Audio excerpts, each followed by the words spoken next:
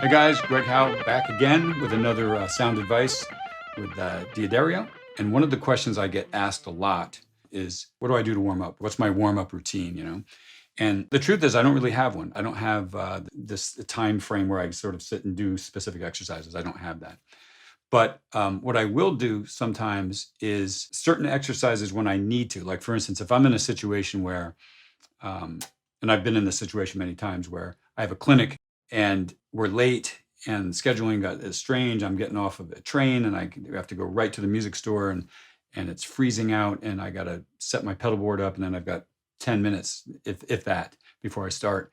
And I need something that's going to get my fingers moving. And this particular warm-up exercise that I stumbled across, I don't know where it came from exactly, but I do this when I'm in those times, and it does seem to get my left hand moving pretty quick. Let me just show you what it is. I'm going to come up here to the 10th fret of the high E string in this case. And there's a few different versions of this, so we'll start with the simplest one first. And I'm just going to play, I'm positioned at 10. I've got 10, 12, 13, and 15. So it's going to be all four fingers involved. And it's kind of a strange exercise at first if you're not used to using all four of these fingers together. But once it gets comfortable, it's pretty cool. So I'm going to start with the note that's on the 13th fret, the third finger note. And I'm going to play that with a downstroke. And that's the only pick that's going to be involved in this whole initial exercise here. So it's a 7-note exercise. I play a downstroke. I play a hammer-on with my fourth finger. I do a pull-off back to 13. Another pull off to 12, and then a hammer on to 13, and then pull all the way off to 10. So there's this sequence slowly. So I'm just going to gradually pick that up in speed, and you'll see that if you try this, you'll notice quickly that you'll feel it in your forearms, and it'll warm you up. It'll get your fingers moving. Let me just see what we can do with this.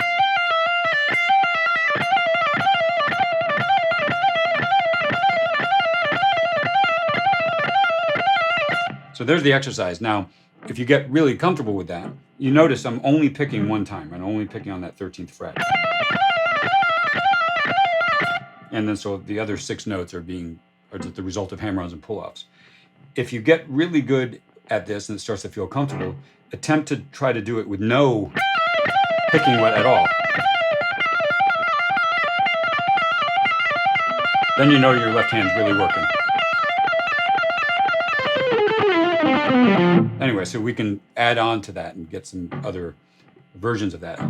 So and the next phase for me, again, this is all just trying to get my left hand going quickly, would be a similar exercise where we're going to add 2 notes onto the sequence. So instead of having 7 notes, we'll have 9 notes. And we do that by having an additional hammer-on to the B string, in this case, the 13th fret of the B string. So initial exercise. And instead of starting over, I'm going to hammer on to the 13th fret of the B string now. So, and then I'm going to go back to the high E string, 10th fret, and that's going to be with an upstroke. Now, it doesn't have to be an upstroke. The more notes there are, and the less picking there is in a sequence, the less important the direction of the pick is. I started with a downstroke. So I'm going to end with an upstroke, because this interesting thing about the sequence now is that even though there's only 2 picks in it, one of them's at the very beginning, the other one's at the very end. So they are consecutive when you play that, when you get it up to speed. So let me just play this a little bit, and you'll see what I mean.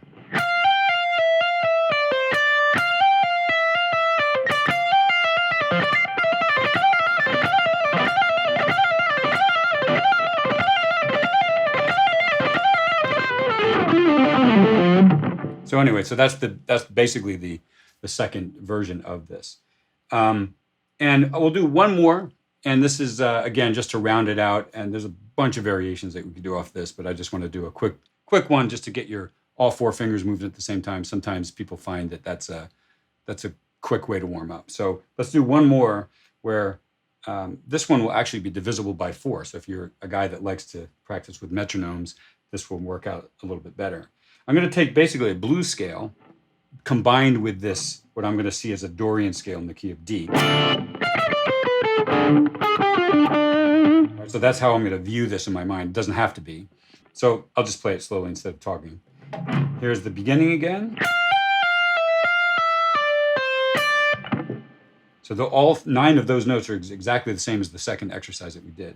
Now I'm going to go back to the B string, pull off all 3 of these notes. So I'm going to hit the C note, pull all the way off to 10. So C, B, and A. So let me just play that so far. And now I'm going to play either the G note on the G string or the G sharp note, depending on which one you like. It doesn't matter which one you... I like the G sharp because I like this. I like that blues sound. But here's the sequence. To get back to where we started again, play the 10th fret of the B string, and then hammer on the 13th, and we play the 10th fret of the D string. So I'm just going to play it slow. It'll be much clearer and easier to follow when you just see it and hear it. So here we go.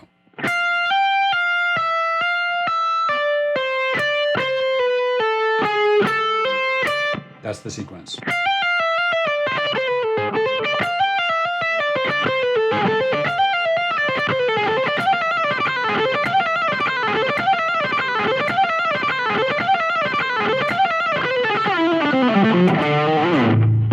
Anyway, so there it is. That's my sound advice number 2.